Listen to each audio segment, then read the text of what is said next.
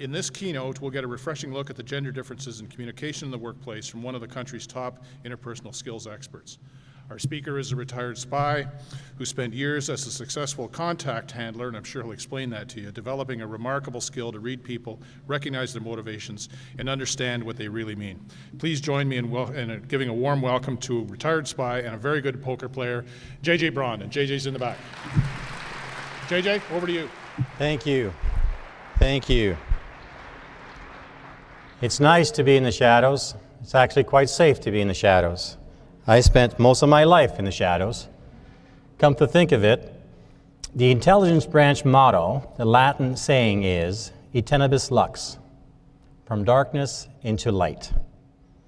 Well, as you can see, I'm in the back, all the way in the back. I found a little place, a little shadow.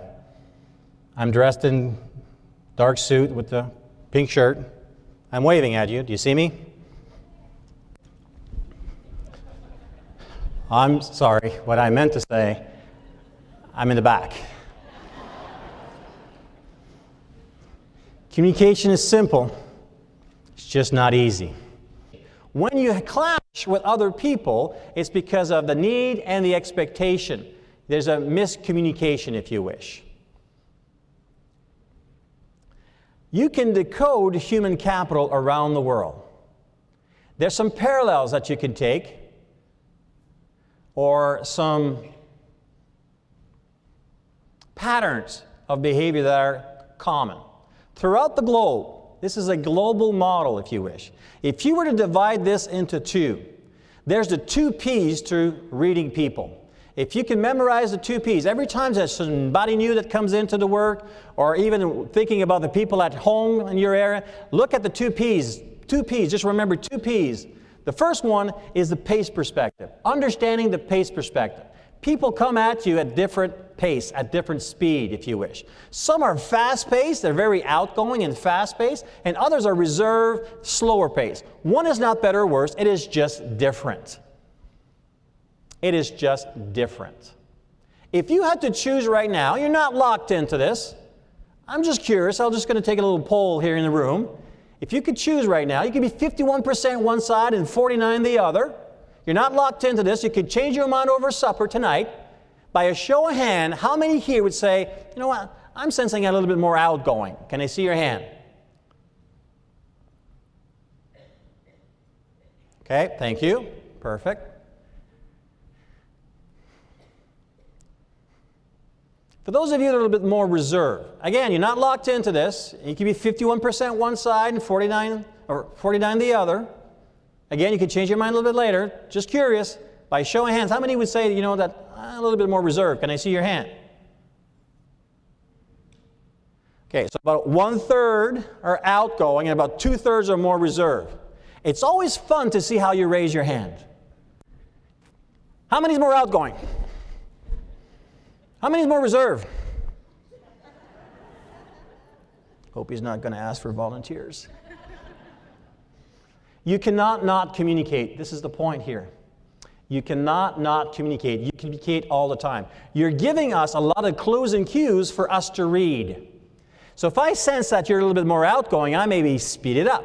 If I'm sensing a little bit more reserved, I'll try not to scare you. Give you a little bit more room. Slow down a little bit. Right? It's the pace perspective. The pace perspective.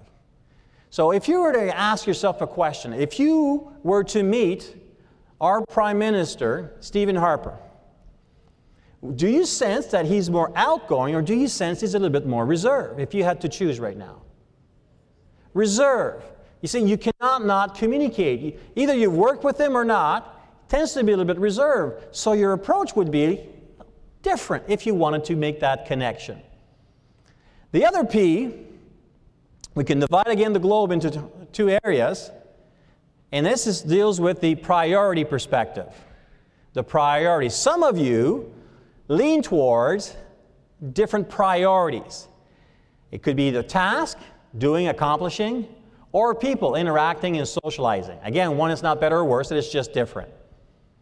What's important to know about the priority perspective, 90% of the conflict that you live right now comes because of the priority perspective. So let's lower it down even more. Let's say 10 to 20% is the pace perspective, and let's say 80 to 90% comes from the priority perspective. You have issues that shows up because there's a left side and a right side, and it's different. So let's use the brain. Let's divide the brain. So I have here left side, right side. We divided, and we have a lot of these character building moments. Now you'll notice on the top it has two symbols, and on the bottom it has the same two symbols, they're just in a different location. The circle with the arrow is a symbol that's used to depict male. The circle with the cross on the bottom of it, it's a symbol that's used to depict female. But do you know what they're called? The one for the male is called Mars symbol, and the one for the female is called Venus. Men are from Mars and women are from Venus. See, even back then, there's a big paradigm of male, this is the male role, and this is the female role. Even this picture uses the color blue to depict male, and the color pink to depict female. It's just different species. Different species. Research today, the male species still today feel that they are the stronger species of the two. Women, on the other hand, know that they are the stronger species between the two. It's just different. It is just different. Things change. Yet the paradigms remain that men and women are different. And it's more about the left side, right side. I understand that men are from Mars, women are from Venus. At one point, okay, good read, I love the author and so forth. I'm going to take a different stand. I'm going to say there's as many male or female on the left side of life than there are on the right side of life. One is not better or worse, it is just different. On the right side, it's more people-oriented. They use words like care. Care. Do you care about people? I was asked that question by a neurolinguistic practitioner, a master NLP practitioner. JJ, do you care about people? I know the politically correct answer here. I know what I'm supposed to say. I'm supposed to say yes.